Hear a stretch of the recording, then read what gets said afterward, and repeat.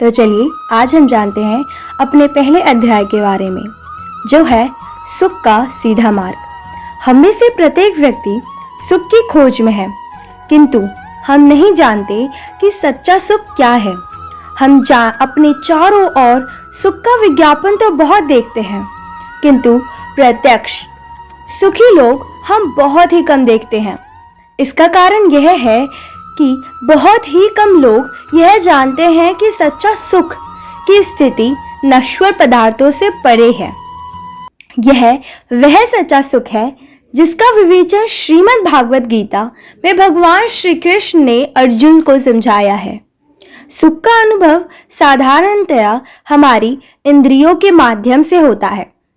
उदाहरण के लिए, एक पत्थर के पास कोई इंद्रियां नहीं है, अतः वह सुख या दुख का अनुभव नहीं कर सकता। विकसित चेतना अविकसित चेतना की उपेक्षा सुख और दुख का अनुभव अधिक गहराई से कर सकती है। वृक्षों में चेतना नहीं होती है, किंतु वह विकसित नहीं होती है। वृक्ष सभी ऋतुओं में दीर्घकाल तक खड़े रह सकते हैं, पर उनके पास दुखानुभव करने का कोई साधन नहीं है। यदि किसी मानव को वृक्ष के समान केवल 3 दिन या इससे भी कम समय तक खड़ा रखा जाए तो वह यह सहन नहीं कर सकेगा। सारांश यह है कि प्रत्येक चेतन प्राणी सुख दुख का अनुभव अपनी चेतना के विकास के अनुसार ही करता है। इस भौतिक संसार में हम जो सुख अनुभव कर रहे हैं वह सच्चा सुख नहीं है। यदि कोई व्यक्ति किसी वृक्ष से पूछे, क्या तुम सुखी हो, तो वृक्ष यदि बोल सकता तो कदाचित यही कहता, हाँ, मैं यहाँ वर्ष भर खड़े खड़े सुखी हूँ, वायु और हिमपात का बहुत ही आनंद ले रहा हूँ, आदि आदि। एक वृक्ष इस प्रकार की स्थिति में आनंद अनुभव कर सकता है, परंतु मानव के लिए आनंद अनुभव का यह एक अत्यंत निम्न स्तर है।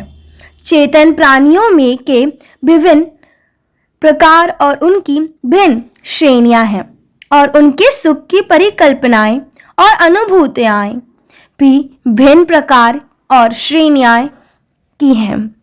यद्यपि एक पशु यह देख सकता है कि दूसरे पशु की हत्या हो रही है, तथापि वह घास खाता रहेगा, क्योंकि उसके पास यह समझने की कोई योग्यता नहीं है कि अगली बार वह मारा जा सकता है।